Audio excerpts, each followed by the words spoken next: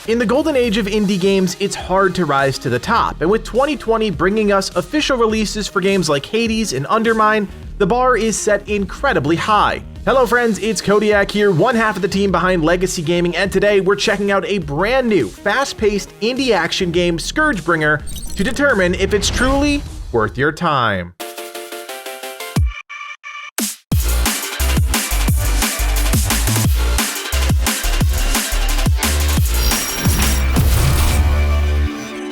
Now, I don't want the intro to confuse anyone. I judge every game against itself, but it's impossible to argue that genres don't evolve over time. The action platforming genre, revitalized by the indie movement in the mid-2000s, has catapulted small games into the limelight, but with each success also comes a higher expectation. ScourgeBringer is still a pretty unknown game, so I hope this video helps convince a few of you to look into it. At its core, the game is a fast-paced action platformer. You play as a young warrior named Kira, and your goal is to navigate a labyrinth of deadly rooms to find some answers to a devastating scourge that plagued the Earth. See what I did there? A lot of things we've come to know and love from recent Metroidvania-style games are present. At the beginning of each run, you start off with nothing but your skills and a basic set of weapons. As you explore, kill enemies, and push deeper into the game, your kit evolves and you become all the more deadlier. Each biome features a number of different vendors that will provide you with various upgrades for your sword or gun, even offering some new guns for those looking to transform their loadout, but nothing stands out as a differentiator. Upgrades are great, but for the most part, you pick them up and don't think twice about them. It's a very Arcadey feel where the real goal is to just slog forward, and while that's fine, it did leave me wanting a bit more. ScourgeBringer uses blood as a form of currency, both major and minor. You can find blood altars during some of your runs, and it's here where the upgrades can vary wildly. Sometimes you get a slight boost to your damage or defense, other times you'll be able to restore all your health, which is a big deal. If I'm being critical, there is a wild swing in balance from the worst to the best in terms of these types of upgrades, but it does make those moments when you've made your currency called Judge's Blood to buy improvements from an upgrade tree, and these are the roguelite elements that really help propel your progression forward. Unlike other games in the genre, unlocking most everything doesn't take too long, and while getting through the game may take some time, the rewards are plentiful. The real shining star of ScourgeBringer is the combat, which the developers describe as free-moving. The game rewards aggressive play, and you're given the tools to flit around a room, slicing enemies down and dodging out of the way of incoming attacks. Now let me be clear, this combat style is definitely not for everyone. It's light and quick, and doesn't have that oomph behind it a lot of people have grown accustomed to with indie games.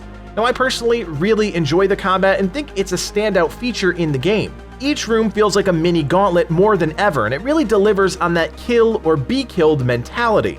Now while the game rewards aggressive players, it also punishes sloppy aggressive play. Losing just a few of your precious health points is a big deal as you push deeper into the game.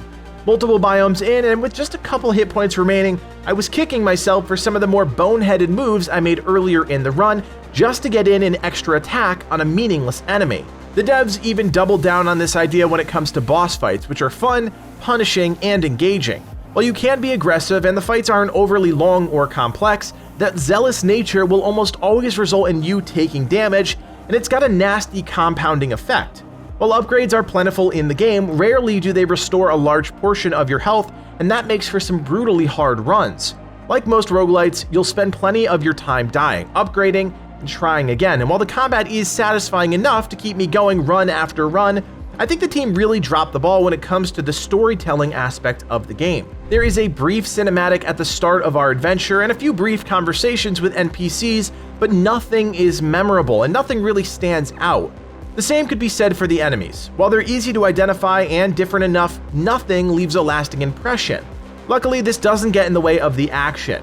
What you see is what you get, and learning the enemy's movesets is rather simple, which I suppose is really all that matters. ScourgeBringer is at its best when in motion. If you stop and think or compare it to other games too closely, you start to see the cracks in the armor, but played as intended at a breakneck pace, and the game hits more often than it misses.